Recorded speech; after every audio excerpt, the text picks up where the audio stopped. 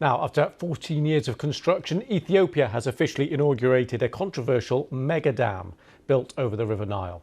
The ceremony was broadcast live on TV. Africa's largest hydroelectric project has a capacity to produce more than 5,000 megawatts of power.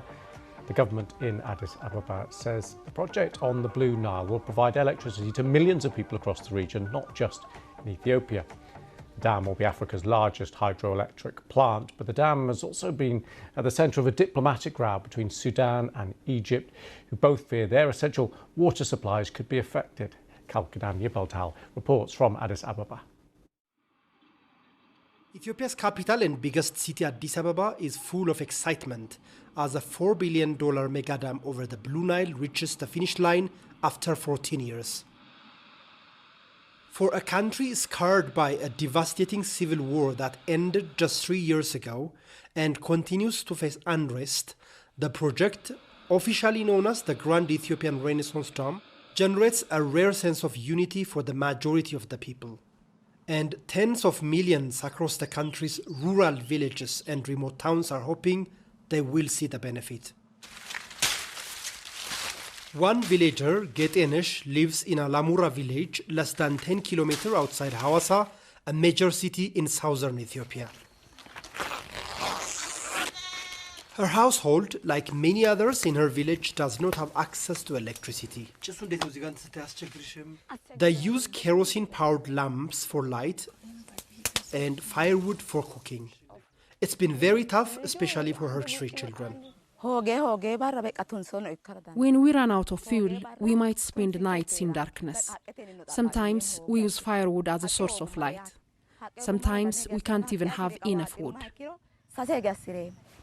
For more than a decade, her husband, Garmesa, who is a farmer and a part-time carpenter, has been contributing to the national fundraising campaign for the construction of the dam from his monthly income.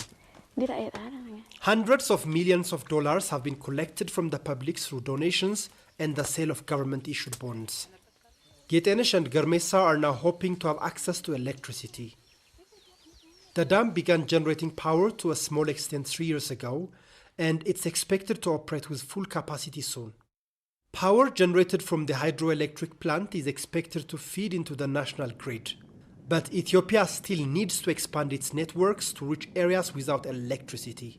That will be the next step. For 54% of our people, they have access to electricity. They do have access? They do have access. Yeah. So we can take 46% is in deficit. That is what we want to reduce now in the coming 5 years. Our intention is by 2030, at least more than 90% of our nation should get access to electricity. That is how we are working upon that. Besides providing households with electricity, Ethiopia aims to become an economic powerhouse in the Horn of Africa region, for which generating massive amounts of power could be important. The hydropower project is also expected to boost electricity exports to regional neighbors, but it has created issues for countries downstream.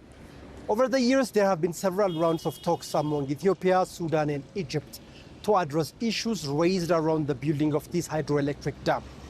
However, none of these efforts have been successful, and a binding agreement has not been signed. Accusations continue to be traded, and relations remain tense. Sudan and Egypt fear the dam could affect water levels on the Nile, particularly in times of drought, something Ethiopia denies. In a recent joint statement, the two countries said the dam will continue to create a threat to their water supplies. Officials in Addis Ababa say the costs of the construction were covered by the government and contributions from the public. Now, the country is set to generate a massive source of income in addition to providing power to millions of its citizens. Kalkidan Yipaltal, BBC News, Southern Ethiopia.